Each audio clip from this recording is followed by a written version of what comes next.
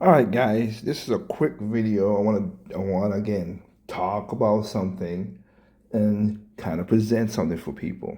Now, I'm gonna use um 128 KB. Again, these are PC guys and stuff like that. I'm going for people who do not really care for consoles and for Switch, whatever. So I'm gonna show you what they say, because again, there's another video on my channel. People are like, oh, the LCD is this and this. Like, it's not worth the $450. Again, I remember I said it was gonna be 450. I said that. Okay, me said that. I said that knowing what was going to be put together to make it stand out. Again, the only thing I didn't get was I didn't get 120 frames per second. I thought 60 would have been good, but I'm happy that they got 120 frames per second. And I didn't think we would get 4K. I thought they would get 1440p. But hey, this thing makes it more better for me. But again, I'm a Nintendo fanboy, as people will say. So let's talk to people who are not that, but just like tech. Jump straight into the big one, and that's the screen. If you're worried about it not being an OLED, we were worried about it not being an OLED. Oh yeah. Don't be worried. Do not be worried. Amazing. It's literally incredible because we got ushered in, played immediately on like a TV, and we were thinking, okay. Yeah. And then they were like, oh, and by the way, here's handheld mode. We were like, okay. So they're like, yeah, play the game, and we're like, no. Let's want to see the screen. So we're like holding it like at angles, and you can hold it like paper thin, and it's crystal clear. It doesn't wash out at all. No washout. So we can't figure out what LCD they're using here. No. Whether it's mini LED, they wouldn't tell us. In No. fact, they were like, we can't tell you. Yeah, they were like, please refer to the Nintendo website. Yeah. So whatever it is they're using is incredibly clever because you get. And again, I was thinking they're going to use micro LED or QLEDs. That's what I do. And it could be that. I don't know. I don't have the switch in my hands.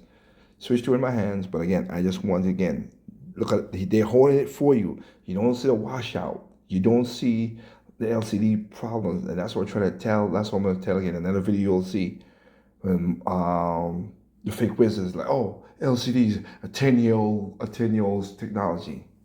That ain't 10-year-old technology. And also, this is 2005.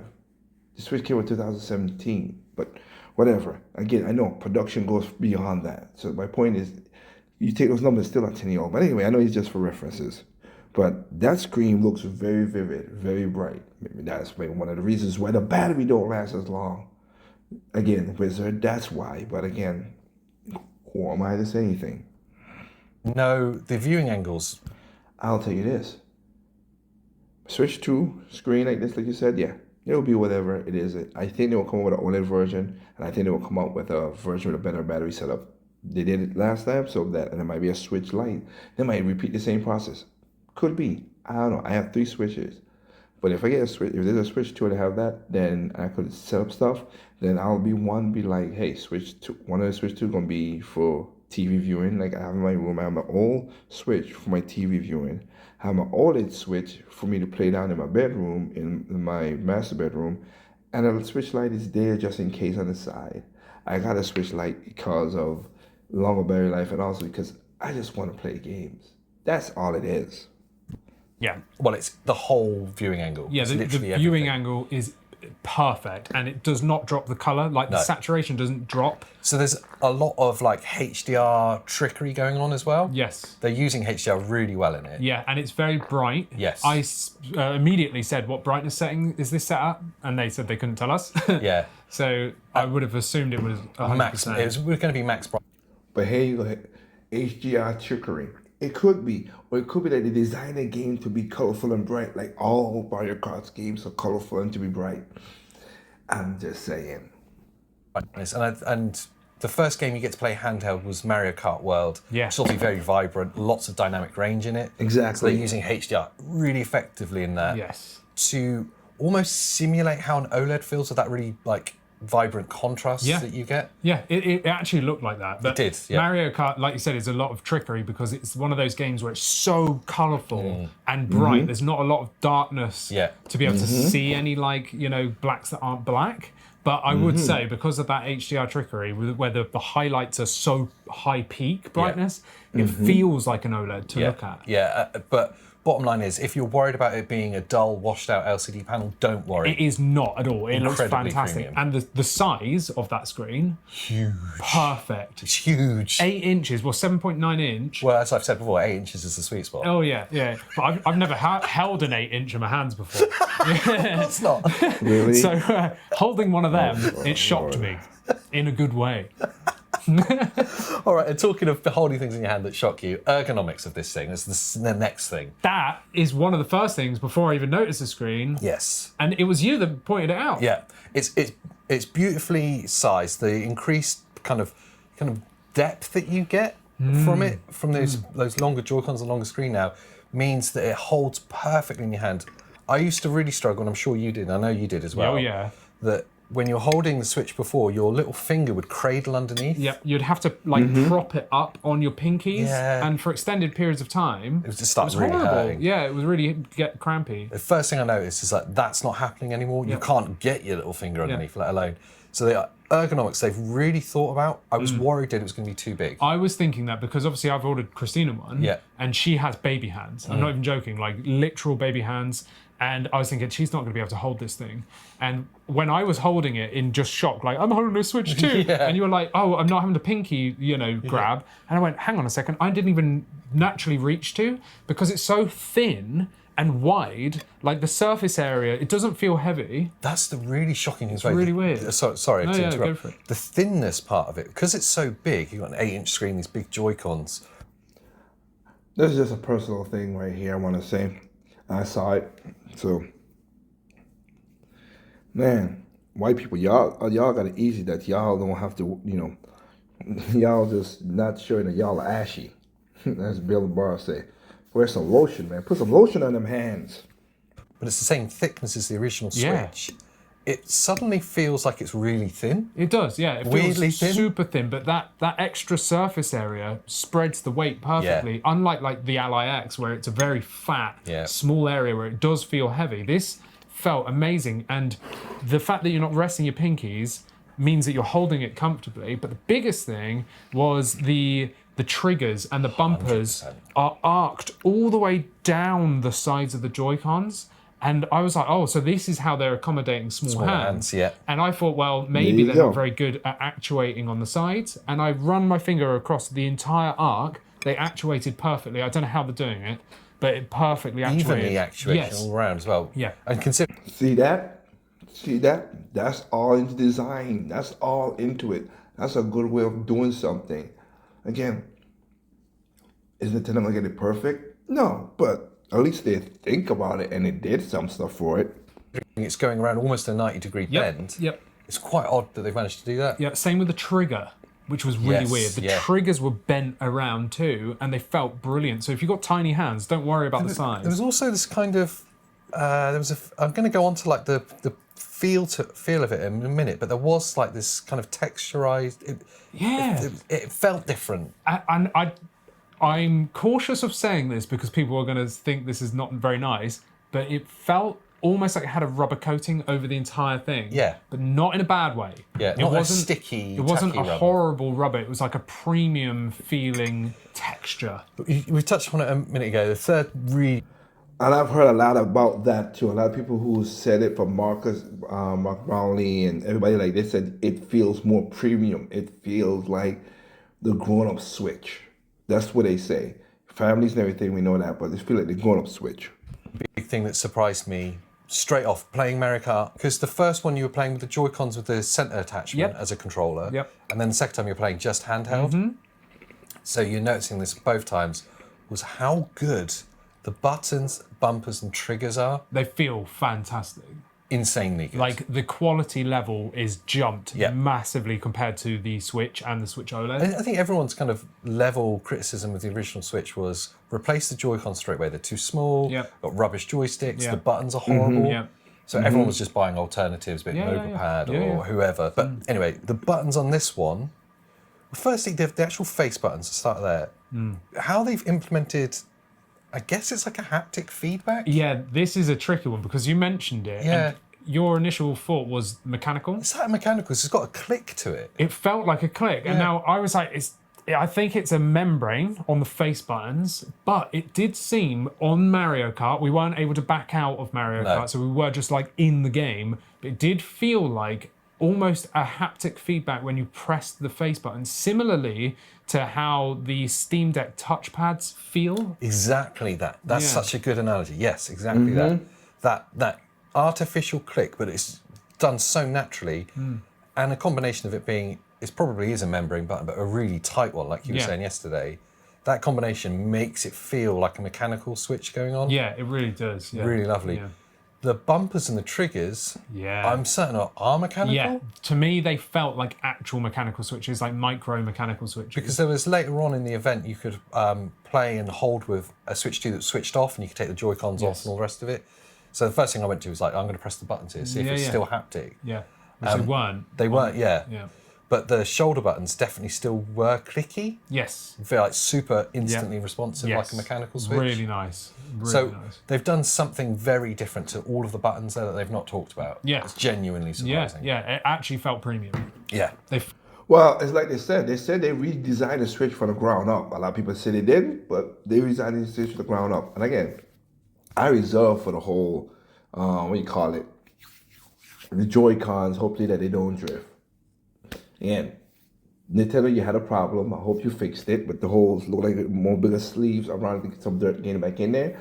But again, I'll call a spade, and let's see what happens. Felt like pro Joy-Cons. Well, and that leads us on really, it's a really smooth segue to our fourth thing that really surprised us, and that is the feel, the premium feel of the whole thing. Yes. See? Suddenly the Switch feels like a genuine premium product. Yeah, this feels like a Switch Pro, which we would expect from the successor. Right? Yeah. Like again, that thinness to the whole thing and the spreading out of the weight, it didn't feel like side heavy or like top heavy. It feels very well balanced in your hands. That's a minute ago we were talking about that finish that they've given it to it. It's almost rubberized, but it's not. It's really hard to explain. I feel like that's doing a disservice to it. It is, yeah. But it feels nice in the hand. Like it's grippy. It didn't feel like it's going to slip out your hand if you just hold it with one hand. Really simple quality of life improvements as well, beyond the size and the ergonomics improvements.